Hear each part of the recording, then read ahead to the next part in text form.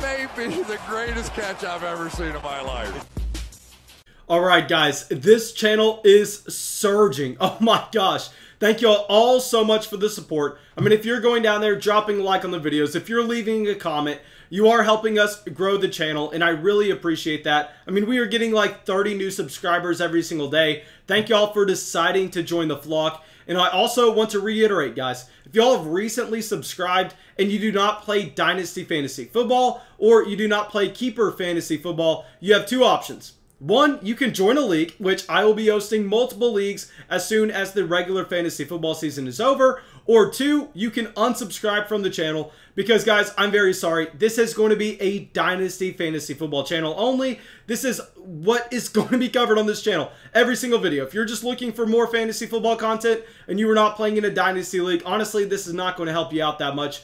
Well, regardless, let's get into it now and let's talk about these Dynasty risky investments. And let's start it off with everyone's favorite running back. I've gotten more hate on him than I have any other running back in NFL history, Nick Chubb. Okay, so with Nick Chubb, guys, do not turn off the video. Hear me out, guys. Nick Chubb is one of the most talented running backs in the entire NFL. I mean, I think if we had to rank running backs in terms of their pure talent, we would go something like Saquon Barkley, Christian McCaffrey, Alvin Kamara, and then right after that, you could make the argument for Nick Chubb being the fourth most talented running back in the entire NFL. You could make the argument that Nick Chubb is more talented than Dalvin Cook. Not saying I agree with that, but I am not going to argue with you because I think you could have some valid points with how efficient Nick Chubb is carrying the balls between the tackles, how electric he is as soon as he can get to the outside, get to the second level. We know that Nick Chubb has been one of the best running backs in the country, dating all the way back to Georgia. I mean, he's an elite athlete. Everything that you would ever want to see from a running back, Nick Chubb has. But I will say, everybody who plays fantasy football knows that. Everybody who plays fantasy football has that deep understanding on how talented Nick Chubb is. It's not like you're a part of this secret club where you're a Nick Chubb fan and you go, oh guys, I know Nick Chubb has it. I mean, Nick Chubb's so good. Nick Chubb is worth his fantasy value. Okay guys, it's not a secret. The cat's out the bag. Nick Chubb is a fantastic, he's an elite running back. But if we are talking about Dynasty Fantasy Football here, we have to take a step back. We have to look at the overall context of the situation. And Nick Chubb is a running back that's coming on to the end of his rookie contract. He has 1 year left on his rookie deal. And this Cleveland Browns team just decided to give an extension to Kareem Hunt when they really did not even have to. I mean, it was something that was not being reported. Kareem Hunt had no leverage. He couldn't sit out a training camp or anything. And they just willingly handed him over that contract extension. So here with Nick Chubb, you better believe going into 2021, I promise you, Nick Chubb is not playing another down outside of his rookie contract. I mean, once we see this season end, Nick Chubb has two options. One, he is going to hold out, or two, he is going to get a contract extension. And now, I am not necessarily saying that we are going to see this turn into a Melvin Gordon scenario or a Le'Veon Bell scenario where Nick Chubb misses a significant amount of time. But what I am saying is Nick Chubb is too damn talented to be playing under that rookie contract for another season, so he is going to force the hand of the Cleveland Browns. Nick Chubb will either be traded out of Cleveland, he'll be given a contract extension, or he'll be missing time in 2021.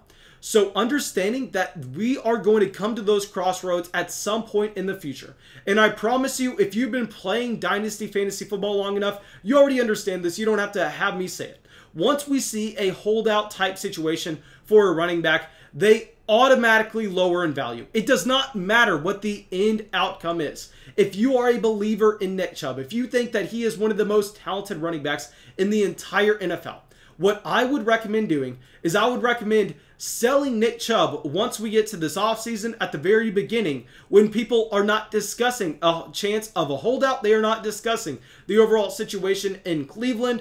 Everybody is just going over and drooling over how talented Nick Chubb is. And then once we get to that situation where we don't know if Nick Chubb's going to miss games, we don't know if he's going to be moved out of Cleveland, we don't know if he's going to be given that extension to play alongside Kareem Hunt, then when his price dips, you can go buy him then. But as of now, I can almost say with certainty that Nick Chubb is going to be losing Dynasty fantasy football value over the course of this offseason once people understand the contract situation that he is in. Okay, now let's get to our next running back, someone that I don't think we're going to have that many people arguing with me about. Let's talk about Ezekiel Elliott. Okay, so with Ezekiel Elliott, I think that we can all agree that he has looked horrible in 2020. Not only is this due to the fact that this has been one of the worst offenses in the entire NFL, given the overall situation of the offensive line and Dak Prescott getting injured, obviously that has so much to do with Ezekiel Elliott's struggles. But if you just turn on the game, if you just look at Ezekiel Elliott next to Tony Pollard, I mean, Tony Pollard looks like the better running back. He looks like the more electric running back, which I know some people have been saying over the past few years now, but I've kind of just laughed it off, saying like, oh, these guys have no idea what they're talking about. But at this point, Ezekiel Elliott looks like he does not care about the game of football. I mean, he looks like he got that massive contract extension, $90 million, and then just checked out. He was like, you know what?